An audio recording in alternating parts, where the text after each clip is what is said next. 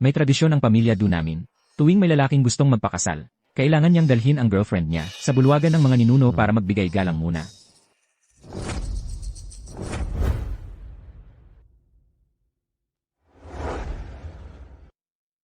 Basta ligtas na nakalabas ang babae, ibig sabihin, ang dalawa, magiging masaya habang buhay. Yung mga hipag ko, mga tita, at mga asawa ng mga kuya ko, lahat dumaan na dyan.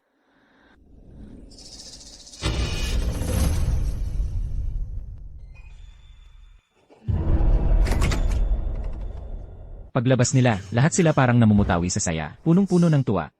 Ilang araw lang, naikasal sila sa pamilya namin ng maayos. Talagang mahigpit ang mga patakaran sa pamilya namin, hanggat di ka pa pumapasok sa bulwagan at nagbibigay galang sa mga ninuno, bawal magsolo ang lalaki at babae. Yung mag-share ng kwarto, yun, sa araw na mismo ng kasal pwede lang. Pero simula nang dinala ko si Yun, parang ang daming naging kakaiba at nakalilito.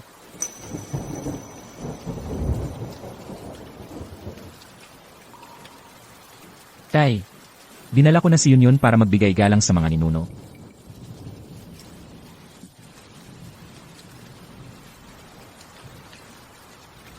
Akala ko, Kami ni Yun, magiging gaya lang ng iba at ikakasal ng maayos.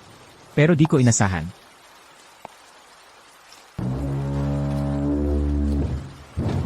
Paglabas ni Yun, parang ibang tao na siya bigla.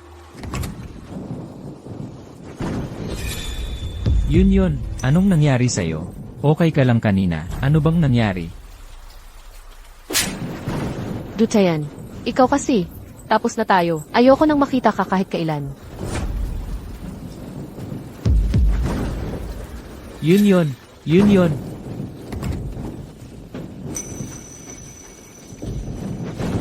Tay, anong nangyari kay Yun? Okay naman siya kanina. Ano bang nangyari sa bulwagan ng mga ninuno? Yun ba? Ayaw ng mga ninuno kay Yun? tuwa na tuwa nga ang mga ninuno sa kanya. Ikaw ang may problema. Sabi ng mga ninuno, malas daw ang kapanganakan mo. Bawal kang mag-asawa. Simula ngayon, huwag mo na ring pag-isipan.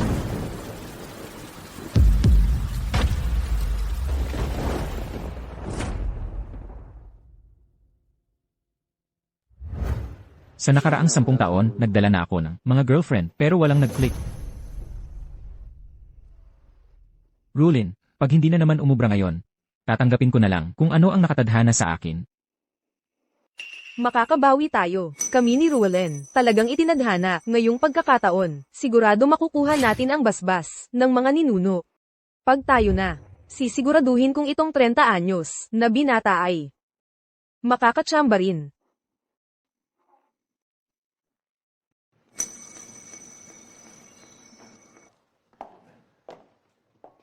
Tay, ito ang girlfriend ko. Si Rulin. Magandang araw po, Tito. Alam mo na siguro, ang mga patakaran ng pamilya do. Sinabi lahat ni Xiao Tian sa akin. Ngayon, hindi ko kayo bibiguin. Kami ni Xiao Tian, siguradong magiging masaya.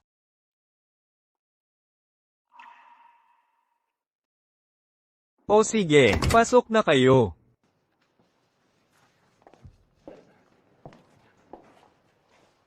Hintayin mo ako.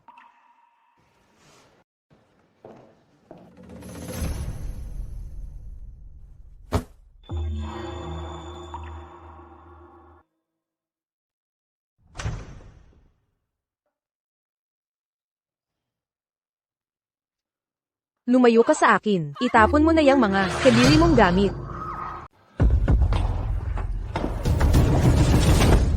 Dutian, paanong may taong tulad mo sa mundo? Ang sama mo talaga, at lakas pa ng loob mong dalhin ako dito sa bahay nyo. Talaga bang iniisip mong pwede mo akong pakasalan? Ruelen, Bitawan mo ako. Bitaw na. Papatayin talaga kita ngayon. Rulin, labag sa batas ang pumatay ng tao. Ano nga ba talaga ang nangyari? Sa loob? Pwede ba, pag-usapan na lang natin to? Bitawan mo ako. Ang pagtanggal ng katulad mo, ay pabor na rin para sa lahat. tama na.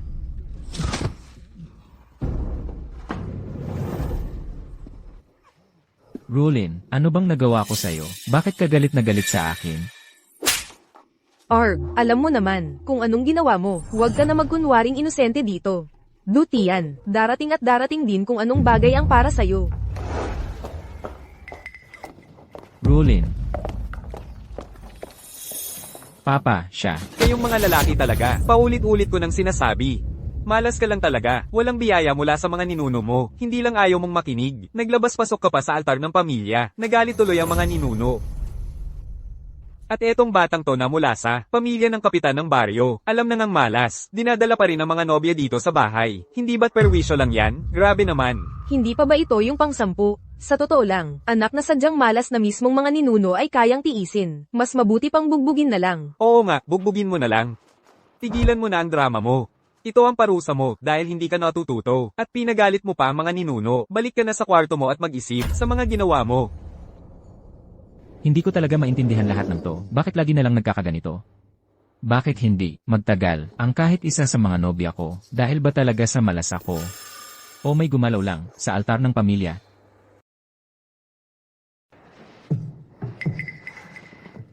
Xiaotian, gising ka na pala. Ilang araw ka nang walang malay. Grabe, muntik nang atakihin si Lola dahil sa'yo. Lola, ayos na ako. Mama, Duwei. Bata pa na wala na ang anak kong babae. Siya na lang talaga ang nag-iisa kong anak na lalaki. Paano mo nagawa to sa kanya? Ibig mong sabihin. Wala nang halaga ang pamilya Lin ngayon. Bayaw. noong gusto naming dalhin si Xiaotian noon, kunwari ka pang mabait. Sinabi mong siya lang ang natitirang dugo ng kapatid ko at ayaw mo siyang palayain. Pero ngayon, binugbog mo na naman ng ganyan. Ayaw ko na nga mag-aksaya ng salita sa'yo. Sinasabi ko sa'yo, lahat ng sakit na naranasan ng pamangkin ko. Ngayon, papalitan mo ng 100 beses. Tito, Anak ko si Xiaotian. Kung paano ko siya palakihin, hindi mo na yun dapat pakialaman. Ikaw. Ang kapal ng mukha mo ha. Tingnan mo pa ako ng ganyan. Sisapakan talaga kita. Lola, punong baryo na siya ngayon. Kapag may nangyari sa kanya, baka hindi na tayo makaalis sa baryong to. Papa, noong araw na pinasok mo si Rulin, sa loob, nakita ko lahat. Sa harap ng altar ng mga ninuno, wala nga palang banig pangkasal. Kumot lang na pangkasal meron doon. Ano ba talaga ang ginawa mo sa girlfriend ko sa loob? Malaking bagay ang magpakasal. Siyempre, kailangan mo munang lumuhad sa kama ng kasal para magbigay galang. Ha? May problema ba? Bakit niya kasi sinabi, makialis ka dyan? Tanggalin mo yung nakakainis na bagay. Anong ibig sabihin nun? Iyon yung inialay niya sa mga ninuno natin. Iyon ang gusto ng mga ninuno na makita niya. Lahat ng ginawa ko, ayon talaga sa tradisyon, gaya ng itinuro ng mga ninuno. Ha? Pinagdududahan mo ba ang mga ninuno? Ganun na ba? Bakit? Bakit bigla na lang siyang nagbago? Sinubukan pa niya akong patayin. Saka lahat ng naging girlfriend ko. Ganyan din. Oo nga. Bakit kapag ibang tao ang pumapasok sa bulwagan ng mga ninuno, parang ordinaryo lang. Pero pag si Xiaotian ang pumasok, puro kakaibang nangyayari. Ma, ilang beses ko na sinabi sa'yo, hindi tinatanggap ng mga ninuno si Xiaotian. Hindi siya papayag ang mag-asawa. Yung mga babaeng yun, sumusunod lang sa utos ng mga ninuno at natauhan na lang sila. Hayaan mo akong pumasok mag-isa. Hayaan mo akong tanungin ang mga ninuno ng harapan. Ano bang mali sa ginawa ko? Kalokohan yan, yung bulwagan ng mga ninuno. Naitayo yan para sa mga babae na magdasal. Bawal ang lalaki doon. Tanging pinuno lang ng pamilya. Yan ang batas ng mga ninuno. Pinuno pa naman ako ng pamilya, di ba? Isasama mo. Ako ngayon. Matalino naman si Xiaotian mula bata, at lagi niyang ginagawa ang tama. Gusto kong makita kung sino sa mga ninuno ng pamilya do ang hindi matanggap ang apo ko. Ma, tumatanda ka na. Hindi mo na kaya ang stress. Sa tingin ko, huwag ka na lang pumasok. Lola, pwede na siguro huwag na lang natin ituloy. Uwi na lang ako kasama kayo. Sa ngayon, ikaw at si Tito na lang ang natitirang pamilya ko. Ayoko na may mangyari pa ulit. Hindi pwede. Sobra ka nang nahirapan. Ngayon, si Lola ang magtatama ng lahat para sa'yo. Huwag kang matakot. Wala nang iba sa mundo ang hindi ko pa naharap. Wala yan sa akin. Sigurado ka ba? Talagang gusto mong pumasok? Itigil nyo na ang kartihan. Pupunta na tayo, ngayon.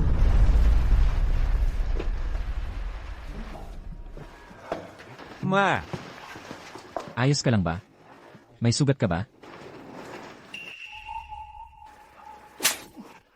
Ma, Ha? Lola, anong nangyari sa kanya? Anong nakita mo sa loob? Ano bang mali ang ginawa ko? Ikaw. May lakas ng loob kang tanungin ako. Makakakuha ka talaga ng palo sa akin. Hoy ma, ano bang ginagawa mo? Anong nakita mo? Sa loob, at saka, si Xiao Tian, nagpapagaling pa sa sugat niya. Ano man ang mangyari, hindi mo dapat siya pinapalo ng ganyan. Tama na, Maria.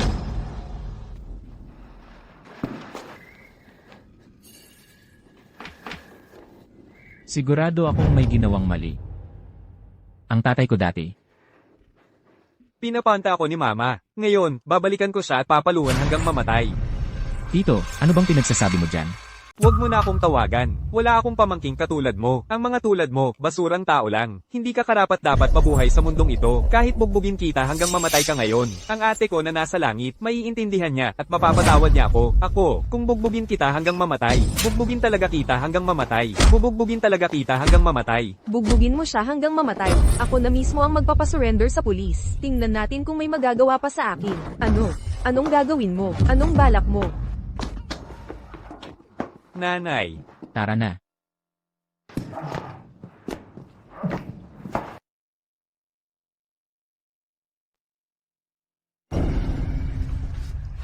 Yung pagkakamaling nagawa mo, habang buhay mo nang babayaran, di mo na maitatama.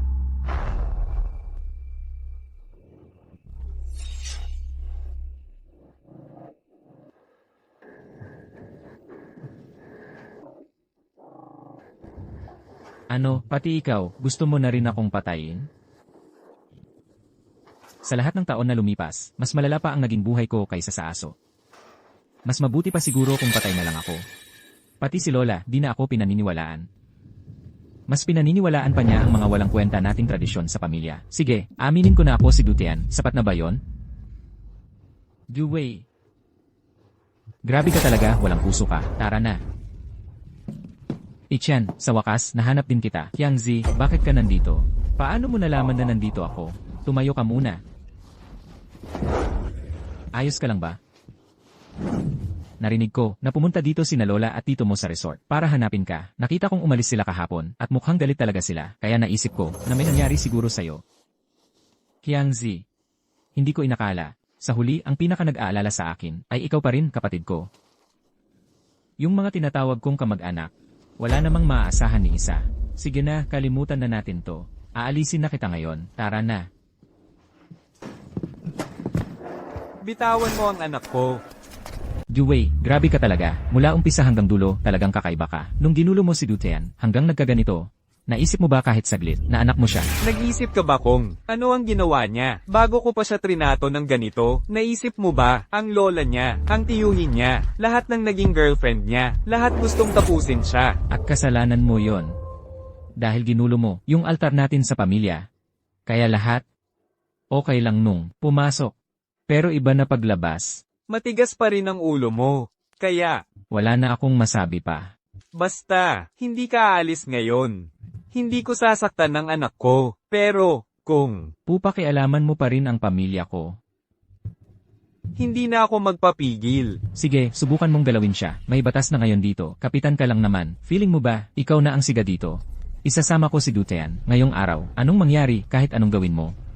Kung matatapang ka, patayin mo ako. Tara na.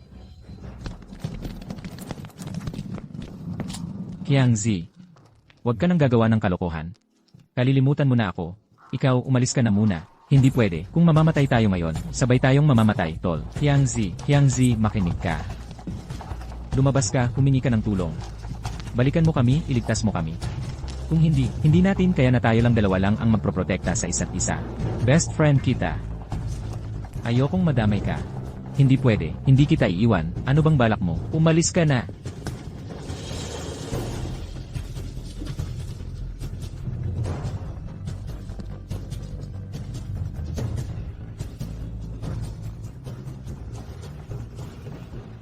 Matigas talaga ang ulo mo. Noong gabing yun, pinalo ulit ako ni Dad. Wala ni isang tao dito sa barangay na lumaban para sa akin. Wala akong nagawa kundi umasa na babalik si Zhangqiang na may tulong. Pero kumalat na ang kwento ko sa lahat ng barangay sa paligid. Ngayong alam na ng lahat, iniiwasan na nila ako na parang may sakit ako.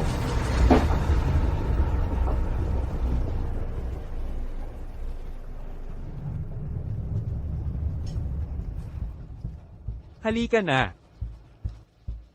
Ikaw talagang batang matigas ang ulo. Ayaw mong kumain? Gusto mo bang mamatay sa gutom? Lahat ng tao galit na sa akin. Parang daga ako sa kalye, na gusto na akong itaboy ng lahat. Mas mabuti pang mamatay na lang. Grabe naman. Diyos ko. Bakit ba sobrang matigas ang ulo mo? Kung nakinig ka lang, hindi sana nangyari lahat to, pero dinamay mo pa, yung iba dito. Hindi pa rin nag-sink in sa'yo, no? Kasalanan mo lahat ng nangyaring to. Kasi pakiramdam ko, wala naman akong ginawang mali. Anak mo pala akong tunay. Pero mas pinapaboran mo pa, yung dalawang ampon mong anak, kaysa sakin, pareho silang, nakakapag-asawa at nagkakaanak ng normal. Bakit ako hindi pwede? Bakit? Diyos ko. Hindi ba sinabi na sa'yo ni Papa? Wala rin magagawa si Papa dyan. Yung mga ninuno natin, ayaw lang talaga nila sa'yo. Ayoko nang marinig yung dahilan na yan. Sa tingin mo 3 taon lang ako. Gusto kong malaman kung ano talaga ang meron sa loob ng bulwagang pangkanununuan. Gusto kong malaman kung ano ba talaga ang nakita ni Lola at ng mga naging nobya nila sa loob nyon. Hindi ka karapat-dapat. Nabuhay ka pa hanggang ngayon. Iyon na ang pinakamalaking awa ng mga ninuno. Investigador, mula bata pa lang si Dutian, sinungaling na talaga siya. Hindi mo dapat paniwalaan lahat ng sinasabi niya. Hindi mo ba nakita yung mga sugat ni Dutian? Pinapalampas mo lang kasi si Duway ang punong baryo. Kung hindi si Duway ang may pakana nito, bakit kaya lahat ng pumasok sa bulwagang pangkanununuan, bigla na lang nagbago ang pagtingin kay Dutian? Oy. Ganyan talaga ang kaugalian sa baryo namin. Tsaka, siya naman ang nagpumilit na magsama ng ibang tao. Anumang nangyari sa loob, wala rin naman kaming magagawa doon. Oo, ganyan lang talaga, ang tadhana. Anak mo yan, at nagagawa mo pa talagang tratuhin siya ng ganyan kasama. Hindi ka ba natatakot na pagtanda mo, wala man lang maglibing sa'yo? May nagreklamo na inaabuso at ikinukulong mo ang sarili mong anak. Ano ba talaga ang nangyayari? Tsaka yung mga kakaibang sinasabi niya na nangyari sa bulwagang pangkanununuan. Ano ba yun? Kung gusto niyong malaman ng totoo, kailangan niyong sumama sa akin sa bulwagang pangkanununuan. Pero, babaeng investigador lang ang pinapayagang pumasok, bawal ang lalaking investigador. Kung hindi, malalabag ang mga patakaran. Magagalit ang mga ninuno. Palagi kong naririnig na, mga lalaki lang daw ang pwedeng pumasok sa bulwagang pangkanununuan. Ngayon lang ako, nakarinig na babae lang ang pwede. Ganyan kasi ang patakaran namin. Sige po. Sandali lang po. Investigador. Hindi ko rin alam kung ano yung nasa loob ng bulwagang pangkanununuan. Pero, lahat ng babaeng pumasok doon, paglabas nila, gusto na lang akong patayin. May kakaiba talaga. Kahit ano ang makita nyo, sa loob, pakiusap paniwalaan nyo ako. Huwag kang mag-alala, mga investigador kami. Hindi kami naniniwala sa mga pamahiin na yan. Pag nakuha na namin ang buong kwento, sisiguraduhin naming makakalaya ka. Tara na.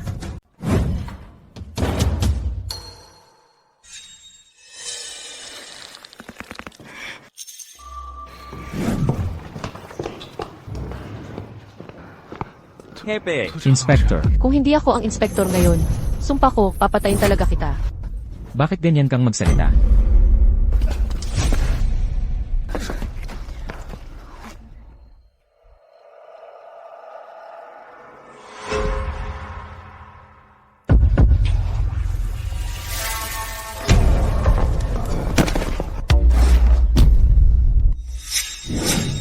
Mga kagaya mo, siguradong mamamatay rin balang araw. Kung alam ko lang na ganito ang mangyayari, hindi na sana kitang tinulungan. Sayang lang ang pagtawag ko ng pulis para sa'yo, na sayang lang ang oras at gamit ng pulis. Tara na. Problema na nila yan sa pamilya nila. Hindi natin kailangang makialam. Kip, Inspector, sandali lang. Hindi ba nandito kayo para iligtas ako? Hindi nyo pwedeng basta na lang akong iwan. Sinasabihan ko kayo, huwag na huwag kayong magsusumbong ng gawa-gawang kaso sa pulis. Kundi pananagutan nyo yun sa batas. Hindi, imposible yan.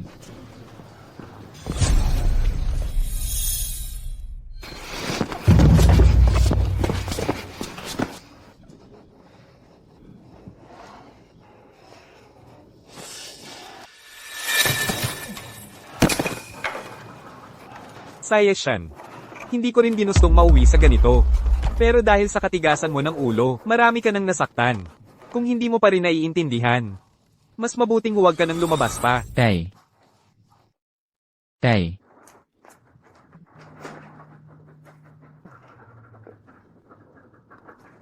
Hindi dapat ganito.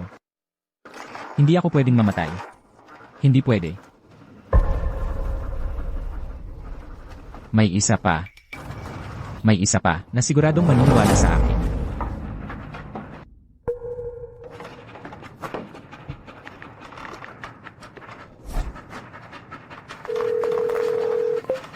Hello, Sayaw Tien. Lolo. Tayener. Anong nangyari sa'yo? Paano ka napunta rito? Sino ang gumawa nito sa'yo? Si Papa. Sabi niya nagkamali ako. Walang naniniwala sa akin. Yung tatay mo. Paano niya nagawang tratuhin ng sariling anak ng ganito? Tao ba talaga siya? Dapat matagal ko nang alam. Hindi talaga siya tao. Halimaw siya. Dahil lang sa sarili niyang interes, wala siyang hindi kayang gawin. Kung hindi lang ganoon, hindi ko sana tuluyan. Pinutol ang relasyon ko sa kanya 20 taon na ang nakalipas. Hindi pwede ito. Hahanapin ko siya ngayon. Kailangan niyang ipaliwanag lahat ng to sa akin. Lolo. Lolo, alam kong mahal mo ako. Pero mangako ka sa akin. Huwag kang pupunta sa bulwagang iyon, ha? Anong bulwagang iyon? Hindi ko na iniintindi yon. Ang mahalaga sa akin, ang apo ko. Sino ang nakasakit sa kanya ng ganito? Kasalanan ko ta lahat. Hindi ko siya naitama. Kaya nagkaroon ako ng anak na naging halimaw. Huwag kang matakot. Bukas, ilalayo ka ni Lolo rito. Lolo. Lolo, mangako ka muna sa akin. Huwag kang pupunta sa bulwagang iyon. Huwag kang pupunta, please. Pangako ni Lolo sa'yo, hindi ako pupunta.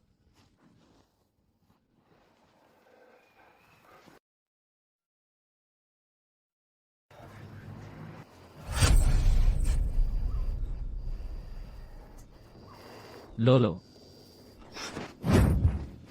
Lolo.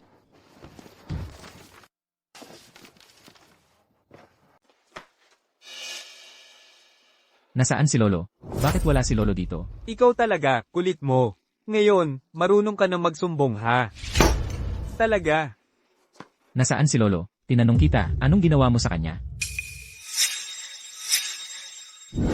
May gana ka pang magtanong tungkol kay Lolo. Mas mabuti pang isipin mo kung paano ka makakalabas dito ng buhay. Ayos ang bihis mo. Akala mo kung sinong espesyal, pero sinong mag-aakala? Ang totoo pala, isang mahina lang ang loob mo. Kaya pala, sinuman na dapat magpakasal sa'yo. Nung nalaman ang totoo, ayaw na nila sa'yo, pati ako. Hindi ko rin kaya. Kung alam ko lang na ikaw ang kuya niya, hindi ko sana pinakasalan si Bunso. Nakakahiya nga, pag-usapan.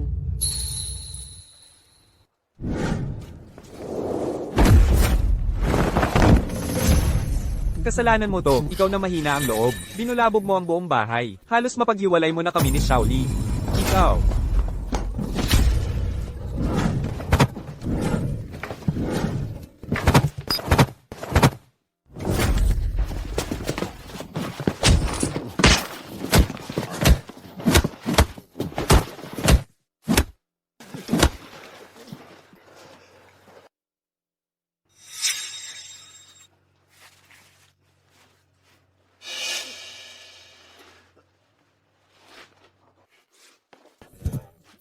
Duchen, ayaw mo pa rin sumuko.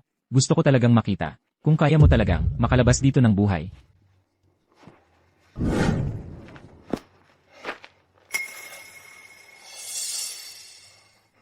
Lolo. Lolo. Lolo. Lolo, tulungan mo ako. Papatayin nila ako. Saktong-sakto lang yan sa'yo. Lolo, pumunta ka ba sa bulwagan ng mga ninuno? Kung hindi ako pumunta, paano ko malalaman na ganito ka pala, mahina ang loob?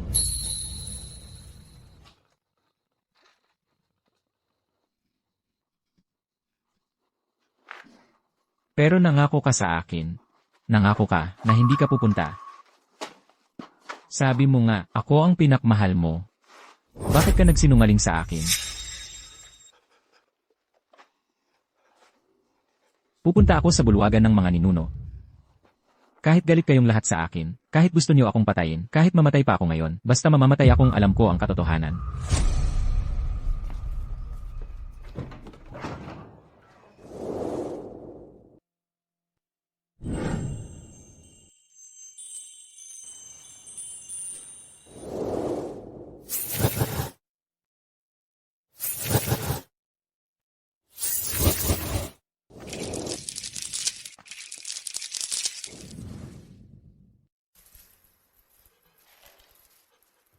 Kaya pala walang kahit sino sa kanila ang gustong magpakasal sa akin. Kaya pala, May gusto ka pa bang sabihin ngayon? hindi ako yan. Hindi ko to ginawa. Wala akong maalala kahit alin dito. Siguradong pineke mo lang to lahat. Wala akong maalala. Dutian. Lalaki ka ba talaga? Kayang-kaya mong gawin tong kadiri. Tapos ngayon sinasabi mo lang na wala kang natatandaan? Akala mo, pwede mo na lang kalimutan, na parang wala lang nangyari? Kung sasabihin kong hindi ako yon, hindi talaga ako yon. Kung ako nga talaga yon, bakit hindi mo ako pinadala sa pulis para hulihin? Akala mo ba hindi ko gusto? Kung hindi lang ako pinigilan ni tatay, baka napatay na kita. Kung may konsensya ka pa, mas mabuti pa magtapos ka na ng buhay mo. Huwag mong ipasa sa pamilya natin ang kahihiyan mo. Tay.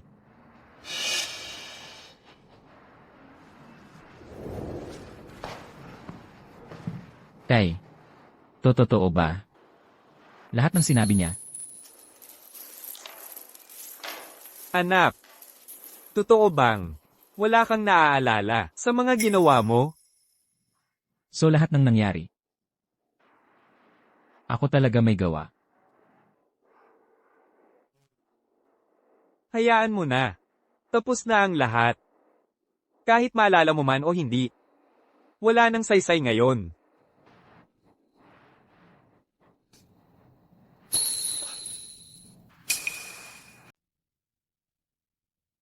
Mauna na kayo. Gusto ko munang mapag-isa sandali.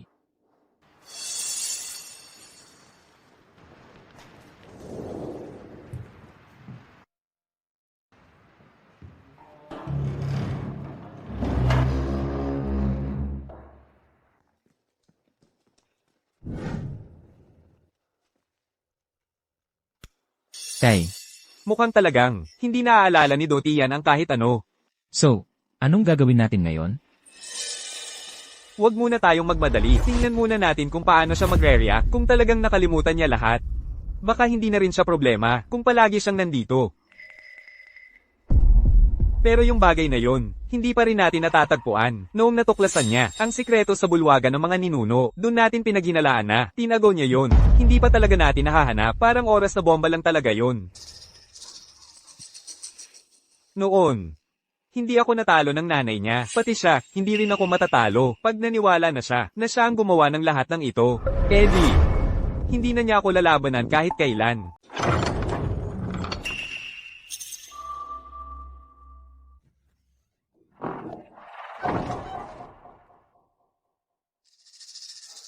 Tatay, Ayoko na talagang mabuhay. Hayaan mo na lang akong umalis. hindi ka naman siguro seryoso. Nagagamitin mo ito bilang dahilan para tumakas, di ba? Sinasabi ko sa'yo, huwag mo nang isipin yan. Lahat ng tao dito sa barangay, nagmamasid sa'yo para sa amin. Kahit saan ka magpunta, ibabalik ka pa rin nila rito. Kapag sumubok ka lang tumakas, tatawag kami ng pulis. Pag nalaman ng mga pulis ang ginawa mo, ibabalik ka rin nila dito. Kung talagang kasalanan ko lahat ng yon, saan pa ba ako pupunta? Kahit mamatay ako sa lumang bahay. Kahiyan pa rin ako ng pamilya.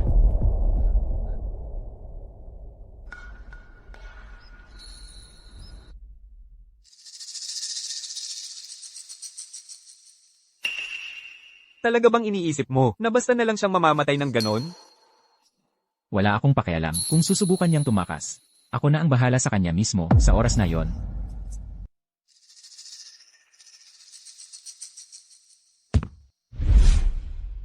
TNR, anong ginagawa mo?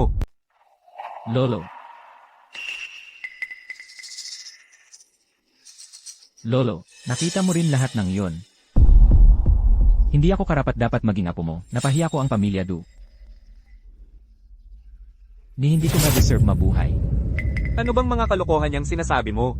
Hindi nga natin alam ang buong kwento. Tian, lumaki kang kasama ko, Tian. Naniniwala si Lolo sa'yo. Alam ko na hindi mo gagawin ang mga yun. Ikaw, bumalik ka rito, ngayon na.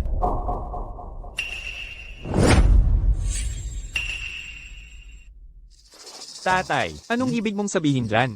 Nakita mo naman kung anong nandun sa bulwagan ng ninuno. Kanina, paulit-ulit mong sinasabi, wala akong ginawang masama. Ngayon, sinasabi mong hindi malinaw ang lahat. Ang ibig mo bang sabihin? Iniisip mong nagsisinungaling ako? Oo. Yan nga ang sinabi ko kanina. Pero, sa pagitan mo at sa kanya, mas pipiliin kong paniwalaan si Xiao Tian.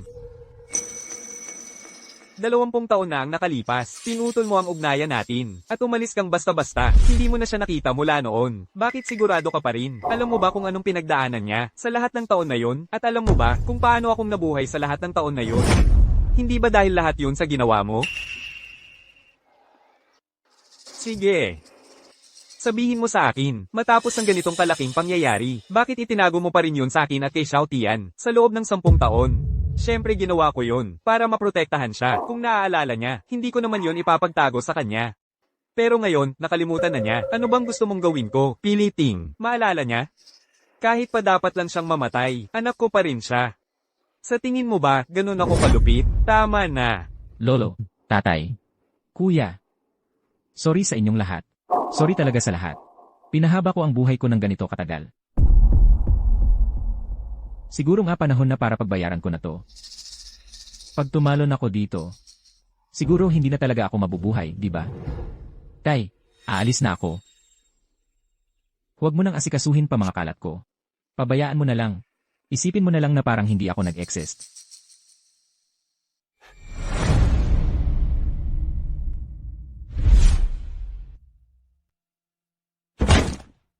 Tian.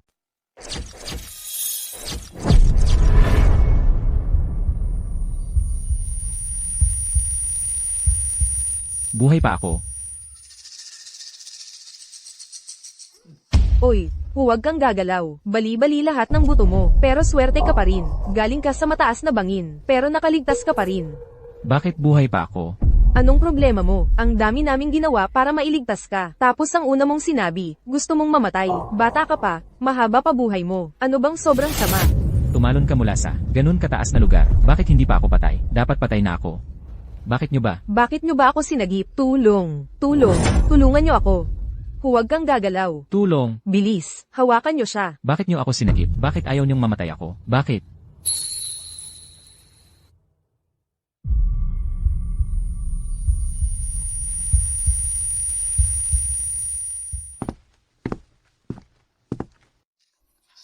Oo, siya yun. Ganyang-ganyan na siya mula nang magising. Wala man lang siyang sinabi kahit ano. Para bang nawalan siya ng kaluluwa. Tingnan mo nga.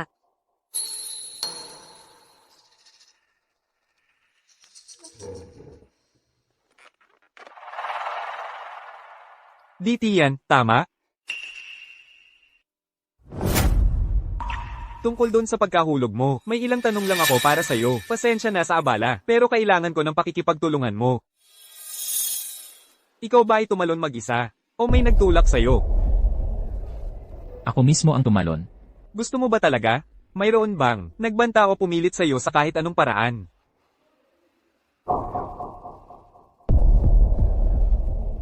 May nakita kaming ilang set ng mga bakas ng paa sa lugar ng insidente.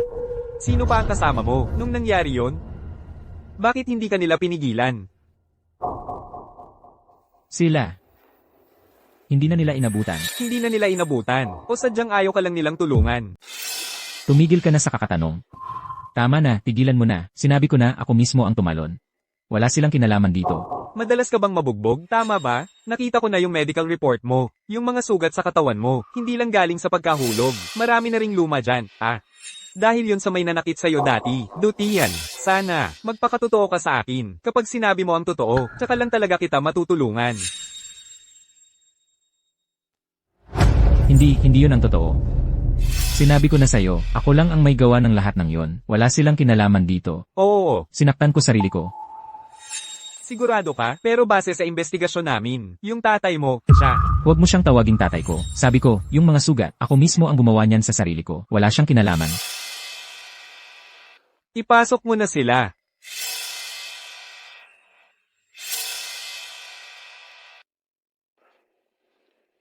Paulit-ulit yon ang sinasabi, yung parehong bagay. Pero dati, ilang beses kaming tinawagan ninyo sa pulis. Bakit nga ba? Bata pa ako noon, akala ko masaya. Kaya nag-report ako ng gawa-gawa lang. Pasensya na dun. Hindi yan yung sinabi sa mga dating police report mo. Doon sa mga record, palaging binabanggit yung ancestral hall. Ano ba talaga meron doon? Wala naman. Please, huwag mo nang tanungin pa. May sakit ako. Marami na akong nakalimutan. Hindi ko maalala ang kahit ano sa mga sinabi mo. May nagawa akong sobrang seryoso. Arestuhin mo ako. Sige na, arestuhin mo ako. Dalhin mo na ako. Habang wala ka pa sa malay, nagpa-check up na kami ng buong katawan mo. Yung utak mo, bukod sa natamong pinsala dahil sa aksidente, ay normal naman talaga. Wala ka ring criminal na record. Ang ugali mo ngayon, nagpapaisip sa amin na posibleng matagal ka ng biktima ng mental at physical na pang-aabuso. Dutian, sana magtiwala ka sa amin. Tanging kung sasabihin mo ang totoo, matutulungan ka lang namin. Ako mismo ang gumawa nito sa sarili ko. Galit ako sa tatay ko. Kaya, kunwari ko lang yung mga sugat ko. Ako ang nag-imbento ng lahat. Wala siyang kinalaman dito.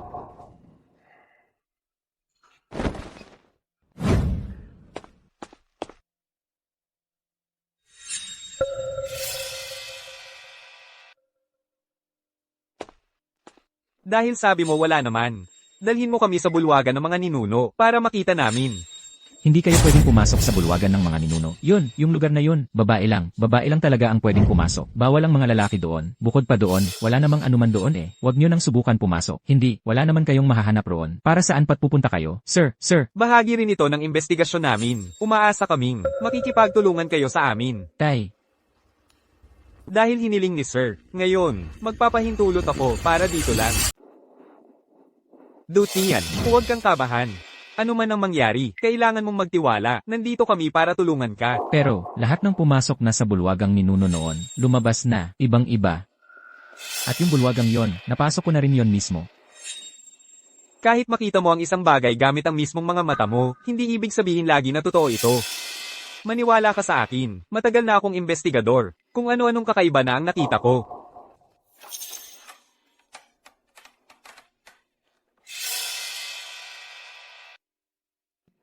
Gusto mo bang pumasok tayo ng sabay? Hindi ako papasok. Officer Wang. Sa totoo lang, hanggang ngayon, hindi ko pa rin lubos matanggap na totoo to.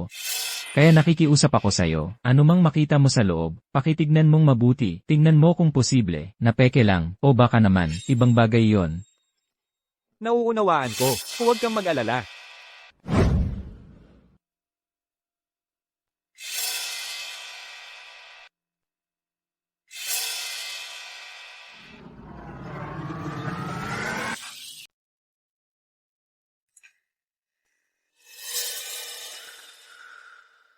Ititigil na namin agad ang kaso.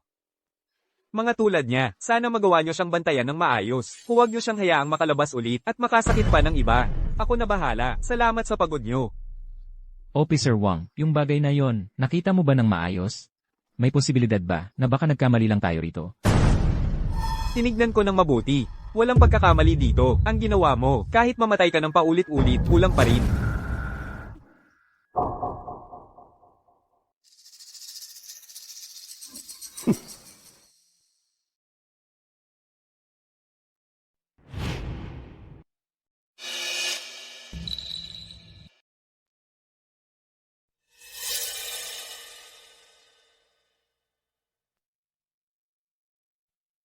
Anong ginagawa nyo riyan? Bakit? Anong nangyayari? Kapitan, alam naman namin na si Dutian ang anak nyo, pero tignan nyo, sinira niya ang buong barangay natin. Talaga bang hahayaan nyo pa siyang manatili rito? Oo nga. Dahil sa kanya, wala sa aming tahimik ang buhay. Kayo ang kapitan. Hindi ba dapat inaako nyo rin yung responsibilidad para sa amin? Ano bang ibig? Sabihin nyo dyan.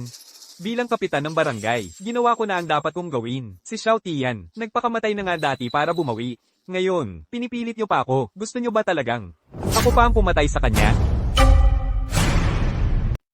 Hindi pwede, hepe. Ilegal ang pumatay ng tao. Hindi natin pwedeng labagin ang batas. Bukod pa doon, mga taon mo na siyang pinagtatakpan. Kaya mo ba talagang bitawan siya? Kaya, anong balak nyo gawin? Dutian, tigilan mo na ang pagtatago. May sakit ka lang sa pag-iisip. Hindi ka karapat-dapat sa normal na buhay. Dapat kang mapunta kung saan ka nararapat. Saan ka nararapat? Oo. Kung dito ka pa rin sa barangay, nag-aalala ang lahat. Paano kapag nagwala ka ulit? Hepe, kung mahal mo talaga ang anak mo, at pati rin kaming lahat, mas mabuti pang, dalhin mo na siya sa mental hospital. Hindi, wala akong sakit. Hindi ako sasama. Wala kang sakit? Kung wala kang sakit, paano mo nagawa yon? Tay, alam kong nagkamali ako. Hindi ko na. Ulitin yung ginawa ko. Pakiusap, huwag niyo akong ipadala sa mental hospital. Hepe, tama na ang pag-aalinlangan. Dalhin mo na siya. Mas makakabuti yun para sa ating lahat. Hepe, sira ulo siya. Halimaw siya. Kung mahal mo talaga kami, pakiusap, dalhin mo na siya. Sinong nakakaalam ng gulo na pwede pa niyang gawin sunod? Diyos ko, hindi naman sila mali sa sinasabi nila. Wala ka ng puwang dito. Hindi ka pwedeng alagaan ni tatay habang buhay. Sa ospital, may magbabantay sa'yo. Mas gagaan din ang loob ko.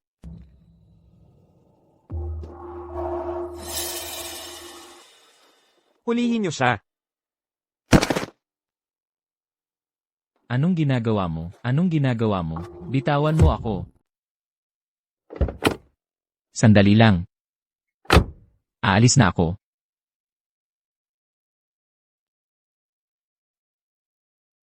Pero bago ako umalis, pwede mo ba akong pangakuan ng isang bagay pa? Ano yun? Gusto ko pang makapunta ulit sa bulwagang ninuno. Patingin ulit ako doon, ano ang nasa loob noon. Pagkatapos noon, bahala ka na kung anong gawin mo sa akin. Hanggang dito na lang ba talaga? At hindi mo pa rin matanggap ang totoo? Sa totoo lang, tungkol dun sa lahat ng yon, wala na talaga akong maalala kahit ano. Patingin lang ulit ako kahit isang beses. Huling pagkakataon na lang.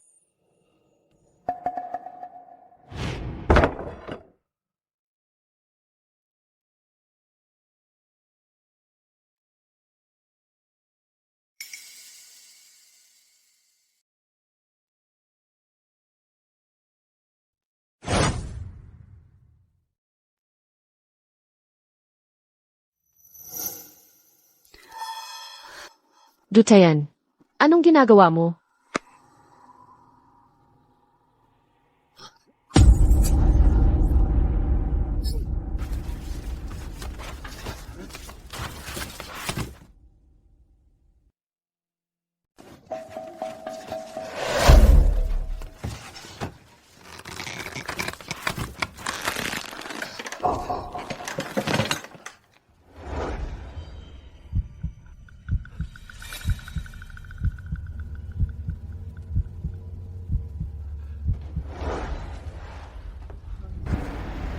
Tama na. Tama na.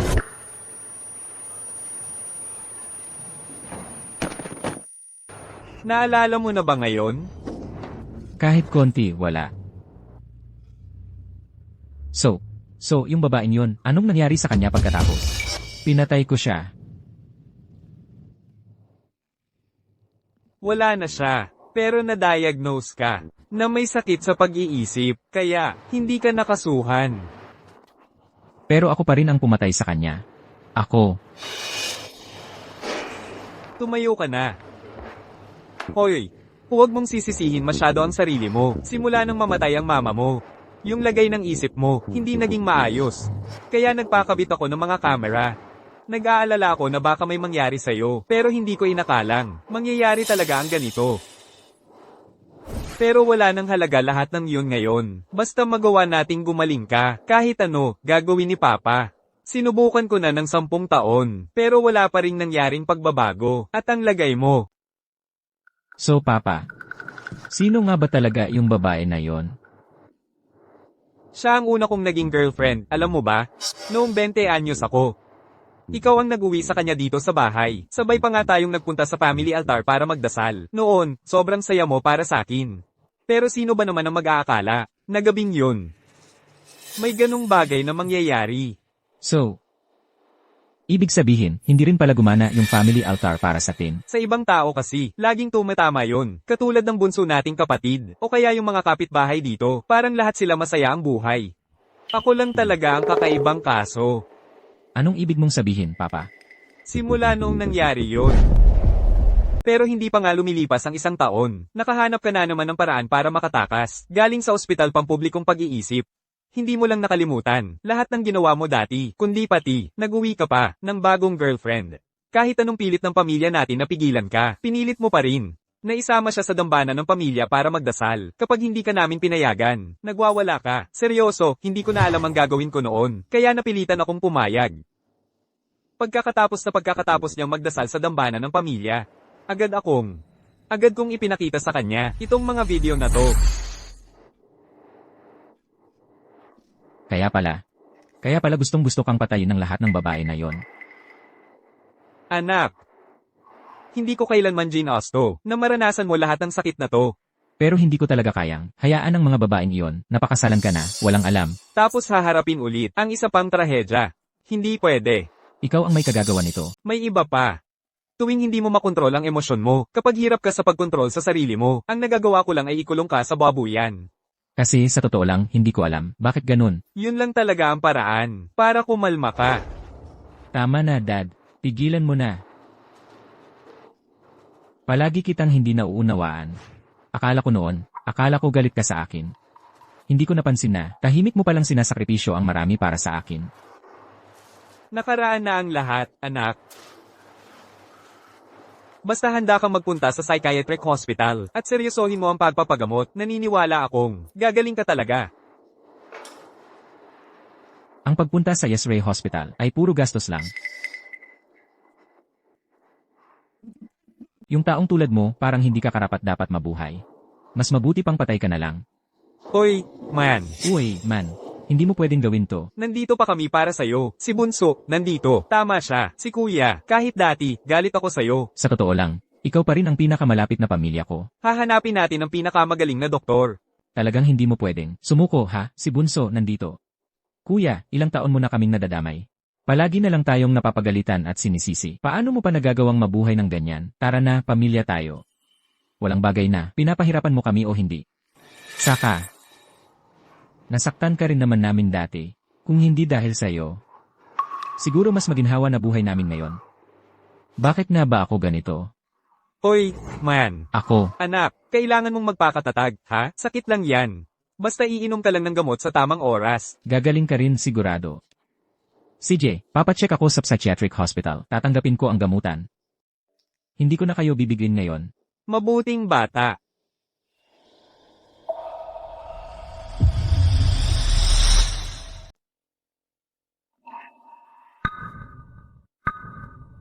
Simula ngayon, dito ka na matutulog. Araw-araw, may darating para ibigay sa'yo ang mga iniksyon at gamot sa oras. Sa ibang oras, bahala ka na kung ano ang gusto mong gawin.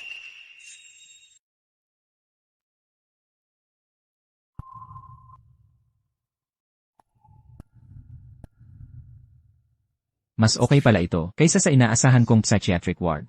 Walang nagyayabang o sumisigaw, kanya-kanya lang ang lahat dito. Walang nang istorbo ng iba, at walang nananakit sa kahit sino.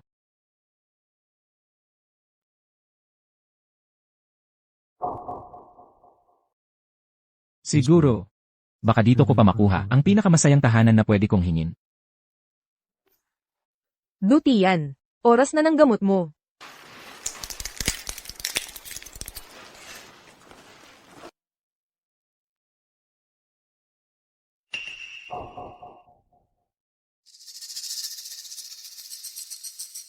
Yung tao kanina, bakit parang ang pamilyar ng mukha niya?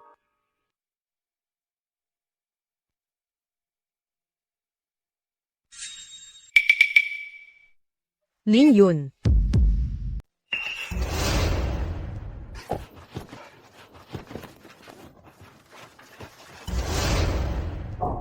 Saan ka na naman nagpunta ngayon? Siya, yon. Yan yung babae sa video. Di ba sabi ni Dad patay na siya? Bakit nandito siya? Ito. Duty yan. Alam mo naman ang mga patakaran ng ospital. Nakalimutan mo na naman. Walang pahintulot. Hindi pwedeng basta-basta lumabas ang pasyente mula sa ward nila. Hindi, ako. Huwag mo nang ay dailan. Bakit ka pumasok dito? Alam mo naman ang sagot, di ba? Dinala ka dito ng pamilya mo para may lugar kang mapagstayan at para mag-behave ka na. Huwag ka nang manggulo sa iba. Kaya kung ano man, ang iniisip mong nakita mo, kalimutan mo na lang yun.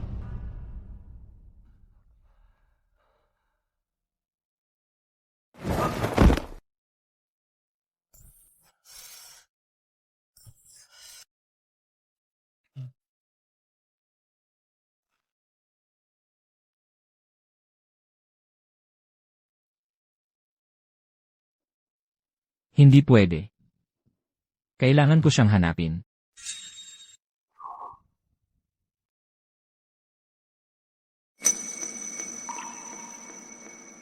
Linyon. Linyon. Naalala mo pa ba ako? Linyon, noon, sabi ng tatay ko dati tayong nagka-date. Dinala pa kita minsan sa bahay namin. Pero pagkatapos nun, may mga nagawa ako sa'yo na hindi maganda. Naalala mo ba yun? Ikaw. Sino ka ba? Ako si Dutian. May naaalala ka ba tungkol dito?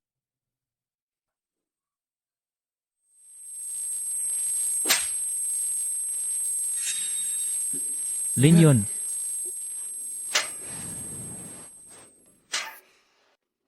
Linyon. Linyon, ayos ka lang ba? Dutayan. Ikaw si Dutayan? Ako si Dutian. May pamilyar ba sa'yo dito? Sabi ng tatay ko ikaw. Dutayan. Kasalanan mo lahat to, lahat ng to. Papatayin kita.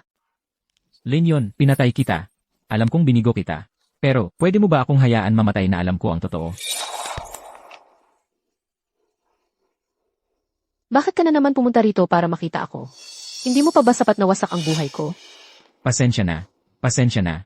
Alam kong mas masahol pa ako sa hayop. Lahat ng ginawa ko, kahit mamatay pa ako ng 1,000 ulit, hindi pa rin sapat. Sa susunod kong buhay, magtatrabaho ako para sa'yo, gagawin ko lahat para bumawi. Pero kahit ganun, Hindi pa rin ako karapat-dapat. Dutayan, ano bang pinagsasabi mo? basta, yung mga ginawa ko sa'yo, Anong ginawa mo? noong natutulog ka noon, sinaktan kita, at kahit nalaman mo, nagpatuloy pa rin ako. Ano bang pinagsasabi mo? Dutayan, nag-overdose ka ba ng gamot o ano? Walang paraan na magagawa mo ang ganoon. Hindi ko ba talaga ginawa? Pero nakita ko yon sa footage ng security ng tatay ko. Yung taong nandoon, ako talaga yon. Hindi pwede. Kilala kita. Hindi talaga posible na magagawa mo ang ganoon. Talaga? Eh bakit naman? Posible ba na? Posible bang nagsinungaling ang tatay ko sa akin? Hindi ko alam kung bakit. Magsisinungaling ang tatay mo. Pero ang alam ko lang, hindi mabuting tao ang tatay mo. Noon, siya ang mismong nagsara sa akin dito. Ngayon, marami na akong hindi maalala. Ano? Umuwi ako kasama mo. Pumasok tayo sa bulwagan ng mga ninuno. Nagbigay galang ako sa pamilya mo. Lahat naging maayos naman. Pero bigla na lang dumating ang tatay mo sa akin ng kalagitnaan ng gabi. At sinabi niyang kailangan kong makipaghiwalay sa'yo. Bakit? Hindi niya sinabi kung bakit. Siyempre, tumanggi ako. Kaya tinakot niya ako. Sinabi niya na kung hindi kita iiwan, magpapakasama talaga ang buhay ko.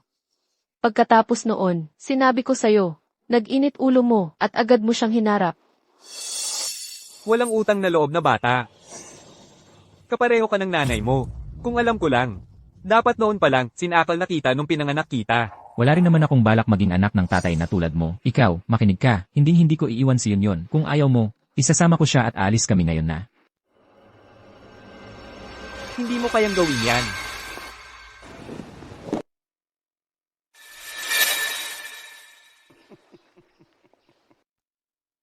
Ano bang ginagawa nyo?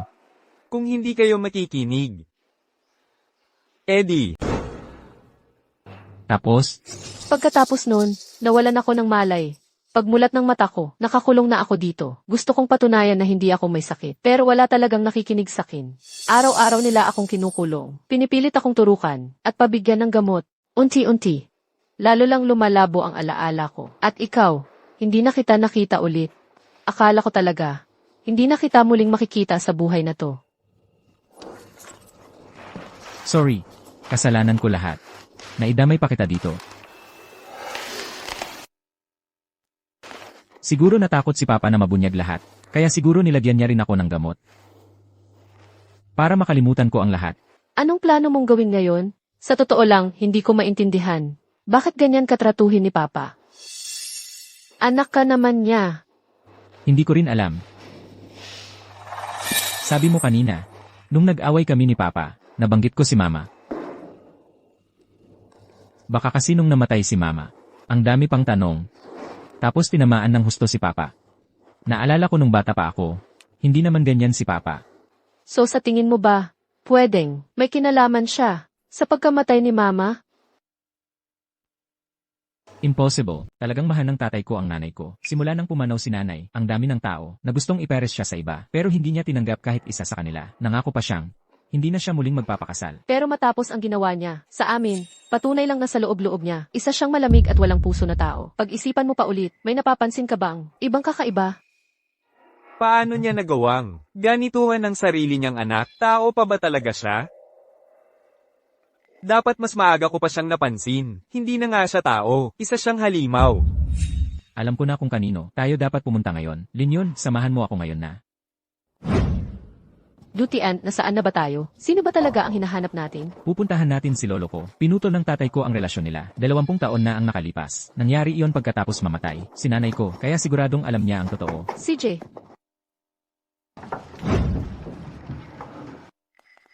Xiao Tian, ikaw. Lolo. Ano talaga ang nangyari? 20 taon na ang nakalipas. Anong kinalaman nun sa'yo? Gumawa ka na nga ng kaiya-hiya. Imbes na magpakumbaba at manatili sa bahay. May lakas pa ng loob mo na magpakita rito para harapin ako. Lolo, ako yung inalagaan at nakita mong lumaki simula pagkabata. Kilalang kilala mo ako. Hindi ko magagawa ang bagay na yon.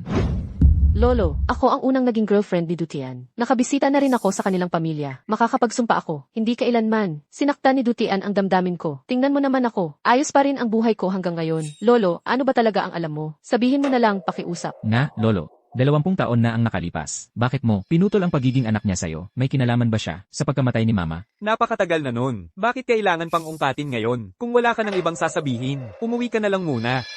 Lolo, mahalaga talaga to sa akin. Ngayon, bukod kay Linyon, halos lahat, iniisip na karapat-dapat lang, mapahamak ang tulad ko. Ang gusto ko lang naman ay malaman ang totoo.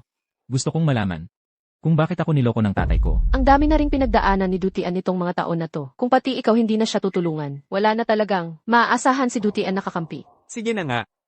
Magkukwento na ako. Noon, nag-away ng malala ang tatay mo at nanay mo. Kahit sino pa ang sumubok makialam, yung nanay mo. Talagang gusto niyang makipaghiwalay. Pero naaalala ko, mukhang malapit silang dalawa noon. Ewan ko. Pareho nilang ayaw pag-usapan yon. Sobrang determinado yung nanay mo. Pinilit niya talagang umalis, pero ayaw pumayag ng tatay mo. Pagkatapos, nilock talaga ng tatay mo ang nanay mo sa bahay. Bantay sarado siya, araw at gabi. Hindi siya pinapalabas kahit kailan. Kinulong niya talaga yung nanay mo, yung tatay ni Dutian. Kinulong ang nanay niya sa bahay.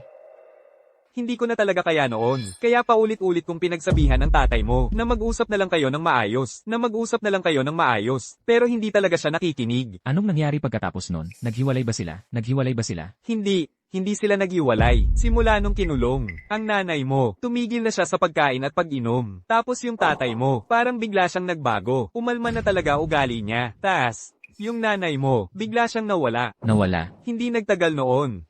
May balita na lang na, nahulog daw yung nanay mo sa bangin. Pagpunta ko doon, yung nanay mo, wala na siya. Paulit-ulit kong tinanong ang tatay mo kung siya ba ang may gawa nun. Tinatanggi niya ng paulit-ulit. Tapos dumating na rin ng mga pulis. Pero wala rin silang nahanap na ebidensya. Kaya tumigil na rin sila. Pagkatapos nun, may natanggap akong package sa koreo. Pagbukas ko, ang laman lang nun. Walang laman na camcorder. Sigurado akong siya ang may gawa nun. Tatawag na ako ng pulis ngayon. Anong gagawin natin kapag hinanap niya tayo? Kapag dumating siya, kayong dalawa, bilis, magtago kayo. Hindi ubra ang pagtatago. Ako ang hinahanap niya. Kapag hindi niya ako makita, hindi siya titigil dito. Lolo, hindi kita dapat nadadamay pa dito.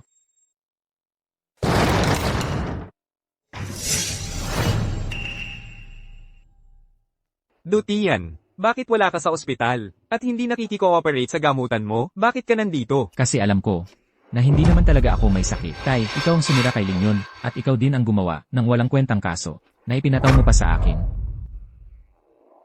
So ikaw nga, mahal kong manugang. 10 taon, pero yung gamot, hindi pa rin nasira ang isip mo. Kung alam ko lang noon, dapat sinira na kita noon pa. 10 taon na at yung mga gamot na yun, hindi pa rin napabaliw ang utak mo. Kung alam ko lang magiging ganito, dapat pinatulan na kita noon pa. Hayop ka. Ikaw ang dahilan kung bakit namatay ang nanay ni Xiao Tian. Hindi pa ba sapat sa'yo yon? Hanggang kailan ka ba magiging matigas ang ulo? Tumahimik ka. Ikaw ba talaga ang may karapatang magsalita dito? Pinuputol mo na nga ang ugnayan natin. Kung paano ko disiplinahin ang anak ko, wala kang pakialam doon. Ang dami mo nang nasaktan na tao. Babalik din sa'yo ang karma. Karma, ang karma ko ay pagiging masyadong maawing. Na pinabayaan pa kitang mabuhay. Ngayon tatapatan mo pa ako, ha? Hoy, patumbahin niyo sila. Walang makakaalis dito ngayon. Ang cute-cute mo talaga.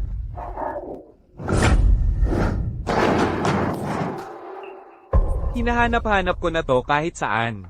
Yun pala, andito lang pala lagi.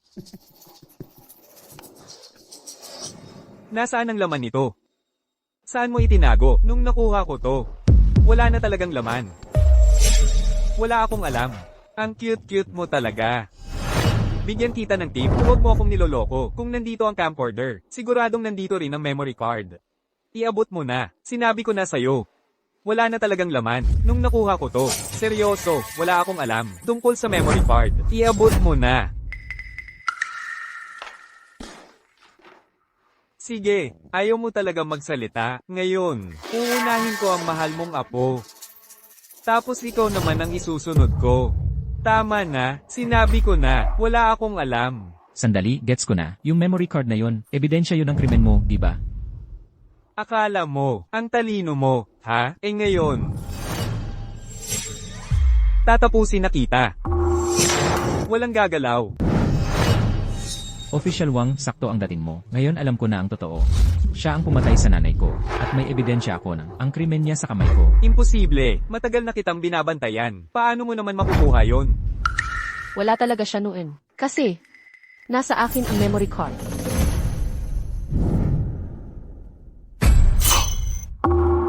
Noong panahon na yon, nilagay sa panganib ni Dutian ang buhay niya para ibigay sa akin ang memory card. Sa nakalipas na 10 taon, nasa mental hospital ako. Kinukumbinsi ko ang sarili ko na hindi ako pwedeng mabaliw. Kailangan kong makahanap ng paraan palabas. Kailangan kong maibigay ang memory card. Ngayon, nagawa ko na. Impossible. Impossible. Lumabas pala na buong bayan natin, yumaman dahil sa illegal na pandaraya sa buwis. Lahat ng kumpanya na nagtayo ng negosyo dito, hinanapan nila ng paraan para pagkakitaan. Lahat ng perang dapat sana ay napunta sa gobyerno at mga mamamayan, napunta lang sa sariling bulsa nila. Noong bata pa siya, nakakita ang nanay ko ng ebidensya ng mga illegal na kinita niya. Pero habang papunta siya para i-report, nahuli siya ng tatay ko dahil natakot siyang mabunyag ang kasalanan niya. Pinatay niya lang si mama para patahimikin, tapos pinlano bilang pagpapakamatay. Lahat ng taon na pag-arte niya na mabuting asawa, kaya lang pala gawa ng takot na malaman ng bagong asawa ang sekreto niya. Parang lagi akong may kutob na may kakaiba kay tatay. Pero wala naman akong nahanap na ebidensya. Hindi ko akalain na nakasakit siya ng ganun karaming tao. Sobra talagang sama ng ginawa niya. Lolo, paano mo nagawa na lumaban? Mag-isa laban sa kanila? At least ngayon, lumabas na rin ang katotohanan. Siguradong makukuha nila ang parusang nararapat para sa kanila. Hindi namin mareresolba ang kasong ito kung wala kayo. Ayon sa investigasyon namin, sina Dewey at yung grupo niya ay illegal na nagkamal ng mahigit 2 bilyon sa buwis. Yung iba sa mga negosyanteng naging biktima nila, hindi na kinaya ang ginagawa sa kanila at nauwi sa pagpapakamatay. Yung iba naman, tinorture hanggang mawala ng katinoan, at naipasok din sa parehong mental hospital ninyo. Yung mga doktor doon, illegal din nagpa-practice, at yung mga gamot na binigay nila sa mga pasyente, parang sentensya na ng kamatayan pag matagal mong ininom. Sir, mga halimaw talaga itong mga to, na tao ang anyo. Kailangan ninyong igawad ang hustisya sa mga biktima. Igagawad namin. Lolo, tapos na ang lahat. Umuwi na tayo.